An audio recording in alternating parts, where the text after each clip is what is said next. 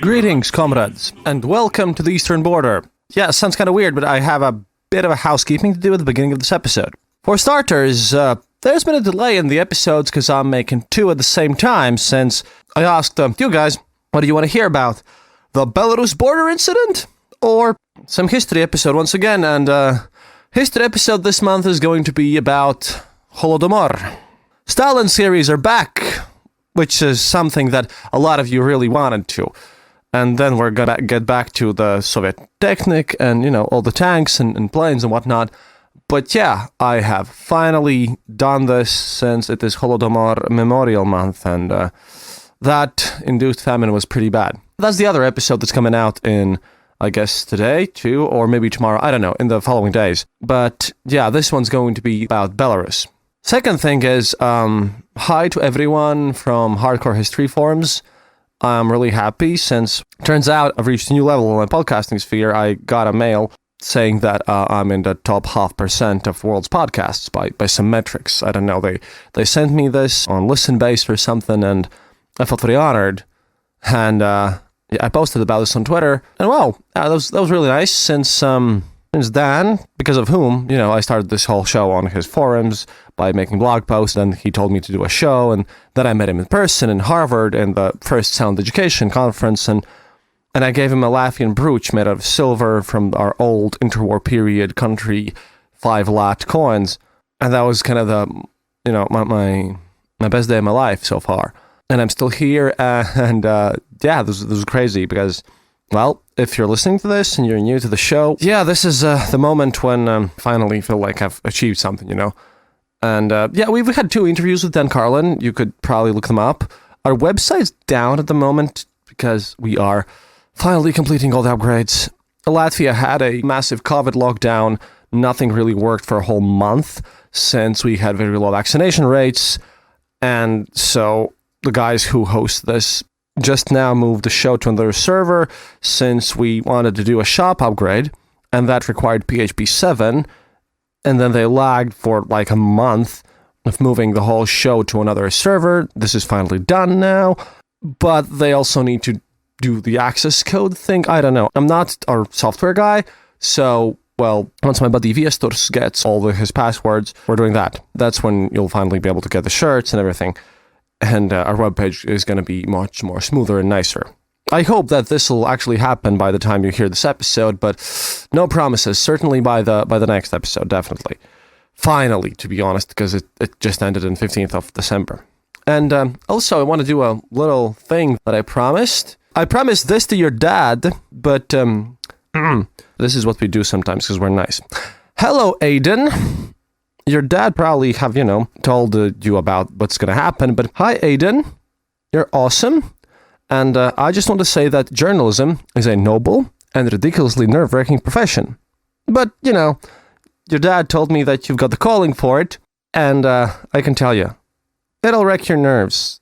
You'll probably drink a lot more coffee than you should, and there are going to be days when you feel terrible and everything, but it's worth it.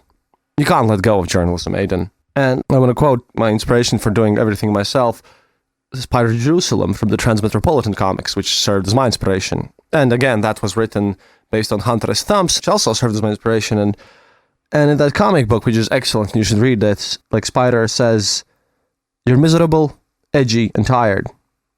You're in the perfect mood for journalism. That is, by the way, is a quote which I keep next to me. It's on my mouse pad. So, Aiden, hey, if you want to do anything journalism related, and hey, maybe if you want to, grab an interview or have a chat, then bring us up. And young Aiden, you have the full blessing of the Eastern Border. I really hope your dad told you about this because right now you're probably a bit shocked, which is quite nice. And the second thing which I also promised to do is that there's a show, I don't know if they're a listener of mine, probably are, since, well, I checked them out. They only have 10 episodes for now, but there is a show called The History of the Russian Empire, of the peoples of the Russian Empire. And this guy is doing kind of a huge recounting of, everything happening basically throughout the Russian Empire. The Russian Empire History Podcast, that's how it's called. It has a bit of a long homepage, the Russian Empire History Podcast.com, but he's doing everything from the steppe, from the Bronze Age, like more or less very ancient stuff, which I would like to cover at some point. And when I will, I'll probably call him on the show. But, he's doing everything from the very beginning, and I think he's now into, still the early periods.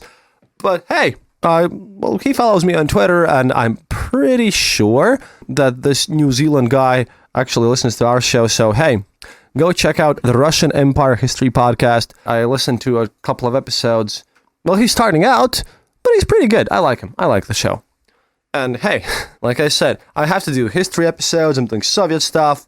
That if you want to get into that really deep things, then it's kind of crazy. His logo on Twitter is also epic. And in other recommendations, obviously, I have to mention how the Red Line podcast has made an episode of Baltic States, which is another excellent thing that I recommend. But yeah, housekeeping out of the way, let's get on to the Belarus part. And then, well, like I said, you're also getting the Stalin series update very soon. Let's talk about the fact that about 12 people, maybe more, have died on that border stuff. Yeah, that's the important part to remember, that, we all might have different feelings about whether or not these migrants should be allowed to enter the EU and how they're being used as tools. And you might like them, you might not like them, depending on your political views or just, how you feel about life. But you still have to remember that they are still living people. And 12 deaths are 12 deaths too many. I mean, I would like everything to go smoothly, of course, and people taking the proper routes, and that, I, for one, am in the position that if you want to help a country, then you shouldn't have got yourselves involved in the Middle East in the first place, right? And let them sort things out, and I don't know, maybe gives them some humanitarian aid or whatever, and help them rebuild so that we wouldn't have those migrants in the first place. Because, well, for one, nations here are more or less nation states.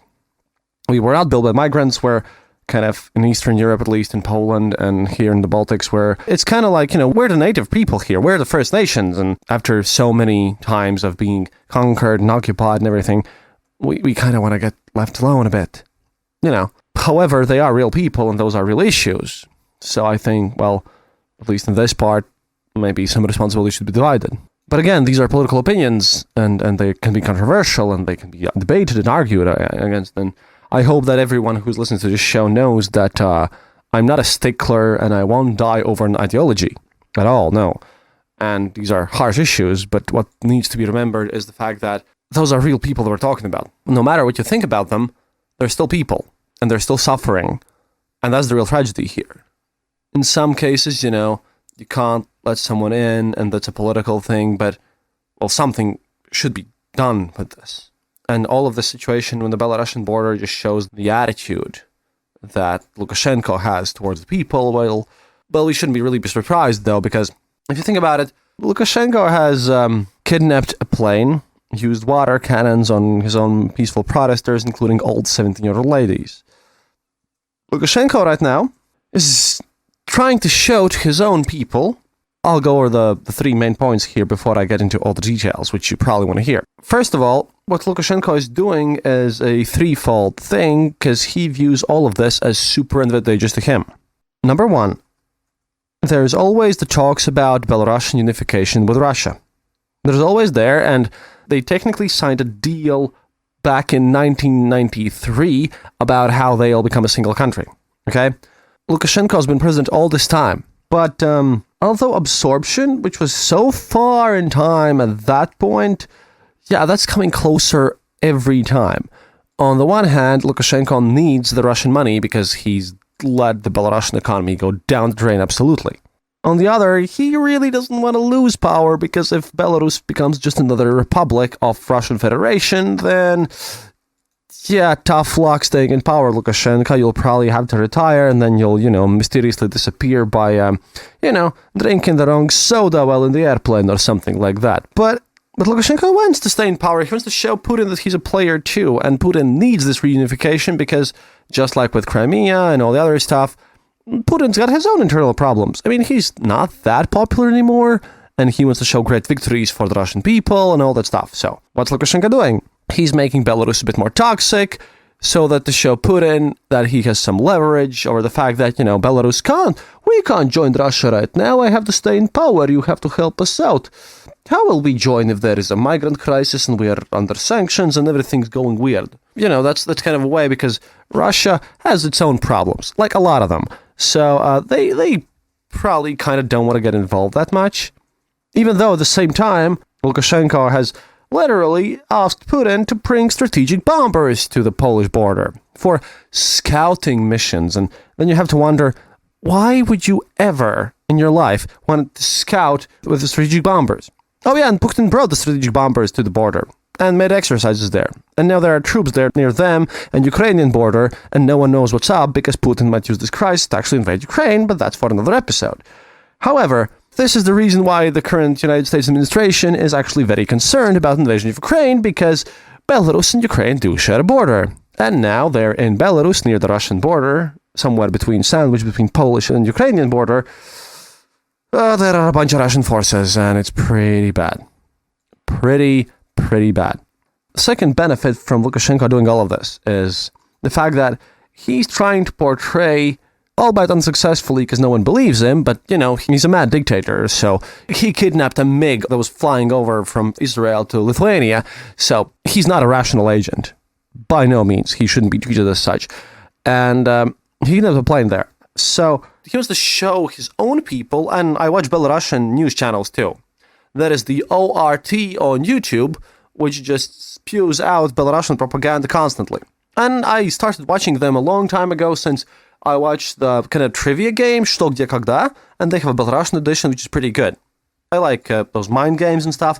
But then on this YouTube channel, I watch all the time where they basically air Lukashenko's propaganda constantly, and that's a bit scary. And his main message is the fact that, look at all the Polish people, they're evil, they don't care about the migrants' lives, they don't care about anything.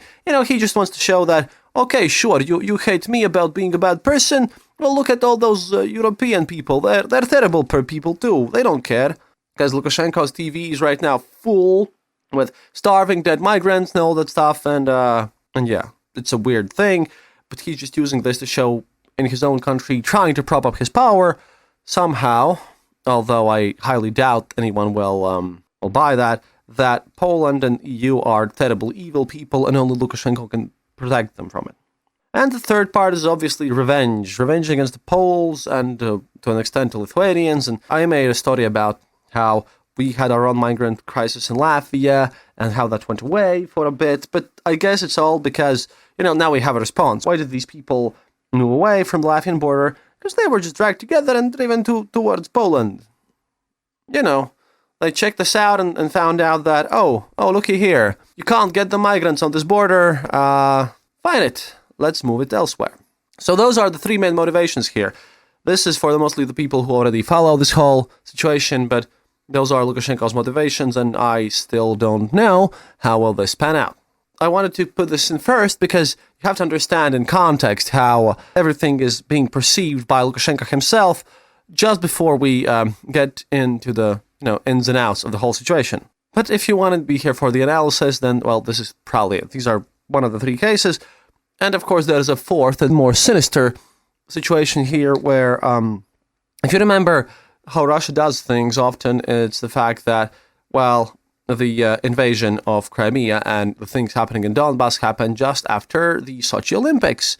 So Putin likes to do things in a distracting manner, even though the fact that he has spotted with all his forces by the United States military, yeah, that alone kind of puts it off because he doesn't like to do anything military related to places which have been actually prepared for it. I think that at least all the attention going on around here, well, yeah, it kind of propped up Putin's plans. But I think in this case, in this very specific case, that's a conspiracy theory because I don't believe that Putin really had anything to do with this at all. Since Lukashenko is just trying to, again, hold on to his power and not get absorbed into Russia. So, with all that out of the way, we got the motivations. Oh, let's talk about the weirdness on the border there. Hello there, and thanks for tuning in into another episode of The Eastern Border. Have you ever wanted to have a one-on-one live session with Kristaps? Then listen up. The Eastern Border is trying out the new and exciting app called Wisdom. On the 11th of December, Kristaps will be waiting for you on the Wisdom app to answer any of your questions about the show or the Eastern Border, or to simply have a chat. Look out for more details on the Eastern Border social media and mark the date, the 11th of December, on the Wisdom app. See you online. This podcast brought to you by RussianVoiceovers.eu. Enjoy!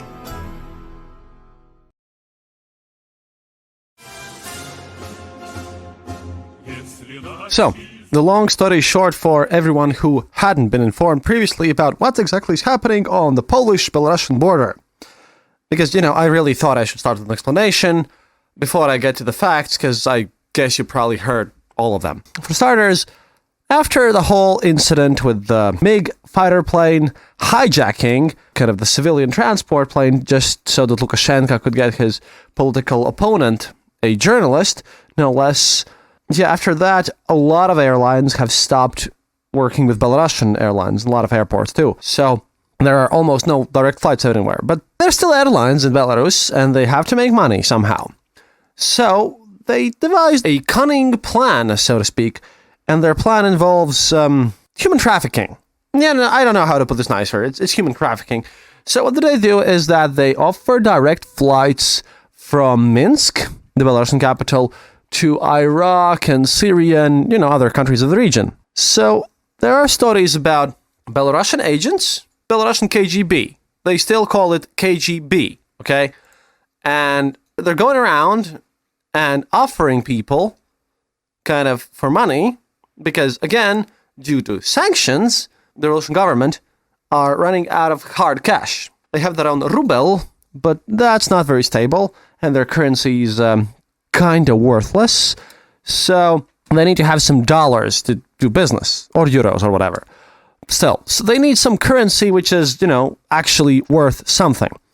So they offer these people, mostly young men from very rich families, which is a great point, because, for one, Poland doesn't consider them refugees. Because, why would you want to come there? And we've heard a lot of interviews where a lot of these people there, they state that, oh, well, my wife lives in Great Britain for 10 years already, and my kids live in Germany, and now I hate Poland, and I hate everything about Poland, so I want to move through Poland to Germany. Mostly Germany, basically, and other countries as well. So it's not really just an Eastern European problem, because those people don't want to stay in Poland. They just want to move through to the EU. And they're also not that poor or anything, because they're 90% young, strong men who could afford the prices, which range somewhere between 3,000 to 10,000 euros.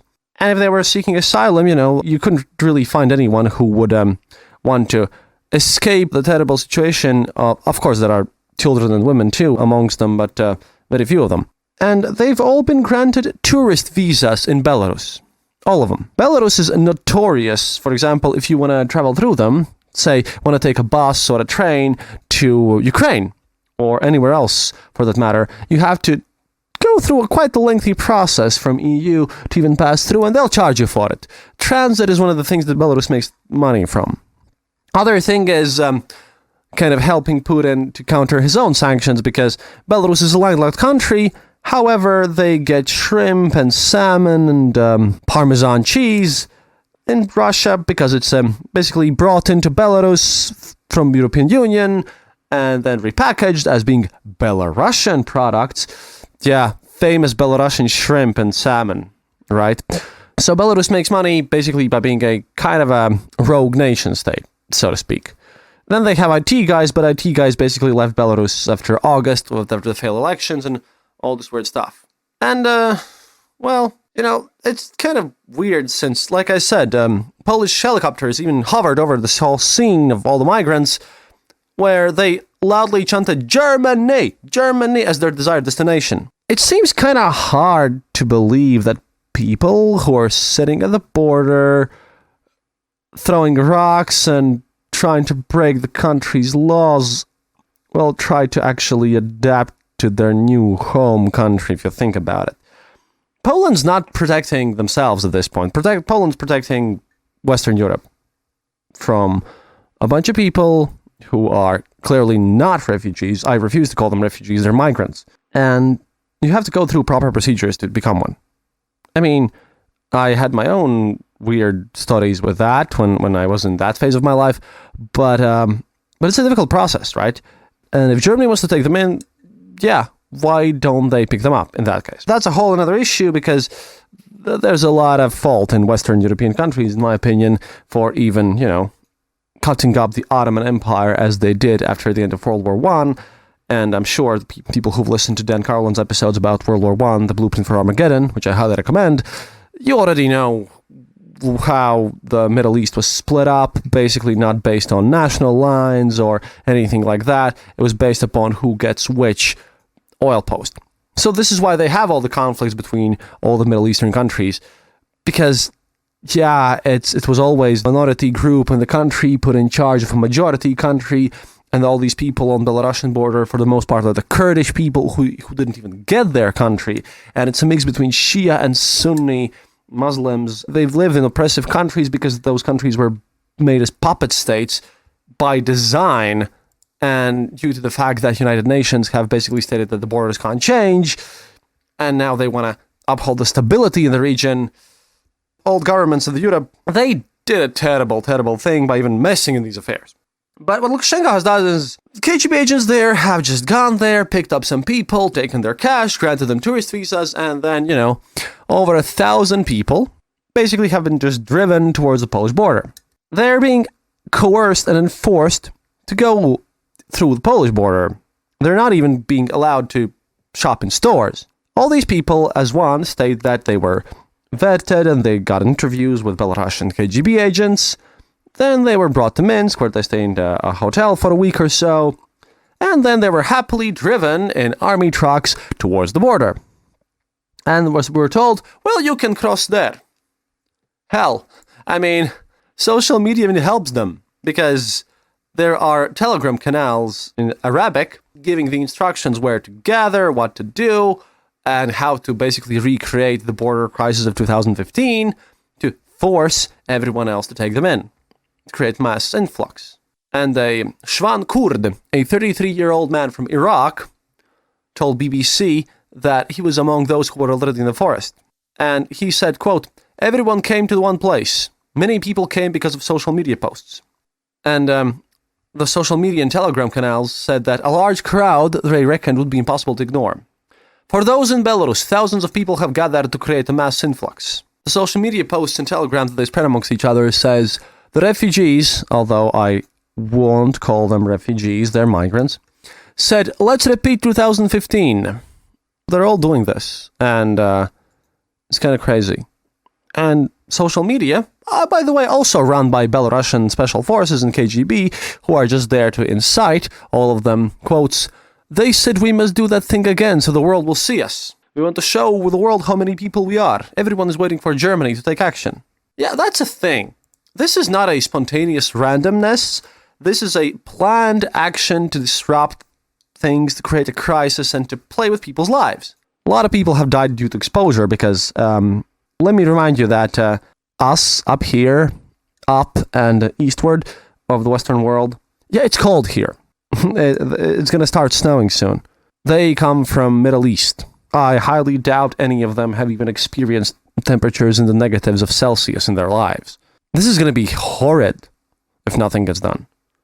We're looking at 12 deaths now. Oh boy, we're going to have so much more once the winter hits in. They are not used to our winters. I can go outside in minus 25 degrees Celsius, which is about minus 30 Fahrenheit, and feel comfy. I highly doubt they are. Also, well, there's a reason why, for example, in Norway, the people who move there from deep south are being told to, maybe go outside in the sun and walk around more often than usual, because we get way less vitamin D from the sunlight than anywhere else. Which is why also Norwegians who travel to that areas are being told to, cover their faces because they might get skin cancer. It's just regional differences. It is cold here, and windy, and rainy, and Belarus-Poland border is a swamp. So, it's not going to be fun for anyone. But yeah, so these people have been driven there, and also they're given cutting tools to cut open the border, because they have been like multiple incidents where they've chopped off the fences, and they have been met by water cannons and arrests and everything. The lucky ones, by the way, get taken to Polish hospitals, and they're the lucky ones. They also kind of want to get repatriated as soon as possible, because those people who've given interviews, they admit that what they're going through now is basically hell, because they have been stuck there, some of them, from mid-October. That's a fun idea. They've been given tools by the Belarusian authorities to cut through the wires. They've been given flashbangs. They've been given smoke grenades. This is not a spontaneous action, like I said. This is an orchestrated act of state-sponsored terrorism. This is what I would call kind of, people call it hybrid war. I wouldn't call it hybrid war at all, because there is no hybrid thing here.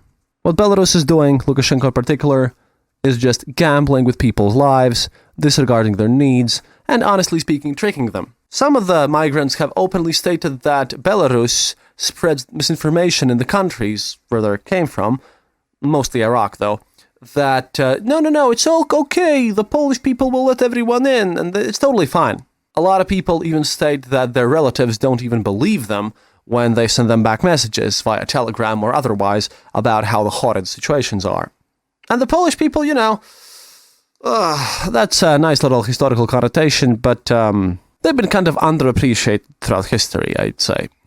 And after all, the biggest credit must be given to Poland for, Siege of Vienna. Then if you look again, you'll see how they stopped Trotsky's Red Army from just rolling over more things and stopped their invasion in the tracks when, they got their independence back and all that stuff.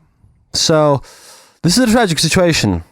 There are people who are migrants and they just want to lead better lives. And, I can approve of that. Everyone wants to lead better lives.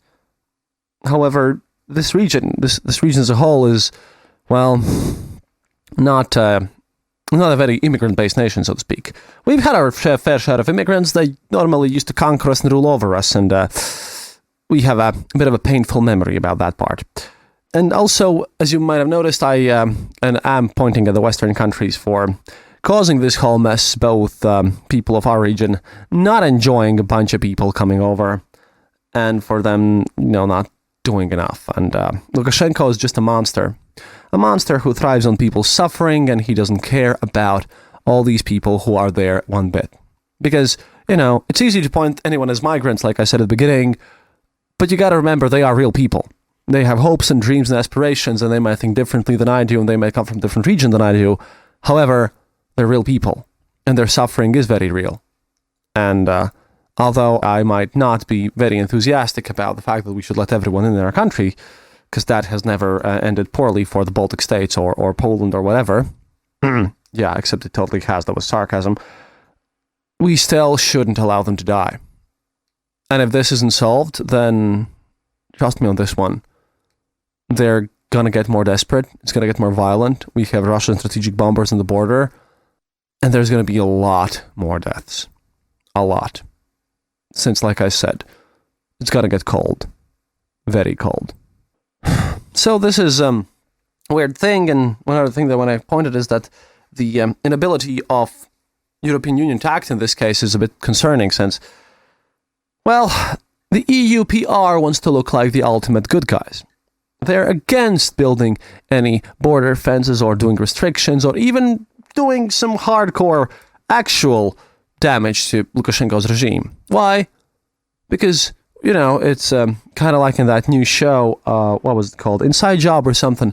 Didn't like many of the episodes, but I kind of liked about this one recently was this one of the last episodes. They got an ethics bot, and they're kind of a shadow conspiracy that in the world, but ethics bot just blows up because you can't really run and play this game of geopolitics without getting your hands dirty.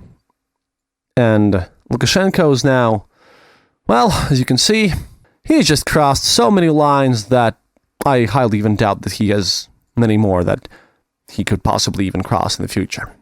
Yeah, this is probably not going anywhere, and I'll keep you updated in case of anything moving here or something Lukashenko has partially won already, by the way. He had a nice 15-minute talk with Angela Merkel on the phone, and that kind of saddens me because, we are ready to trade for anything. But on the other hand, I'd rather live in a country which is ready to, give up some stuff and trade and be diplomatic instead of blatantly ignoring people's lives. We had that experience too, both with the trading part and ignoring the people's lives part. That's a whole quite sad story here. Yeah. And this was the happy episode of this week, because now I'm turning to record Holodomor. That's always a fun subject. Anyways, this was about Belarus, and this is recorded at the same time as the Holodomor episode, so for that historical one, stay tuned, and again, thanks to everyone for listening. До свидания, товарищ.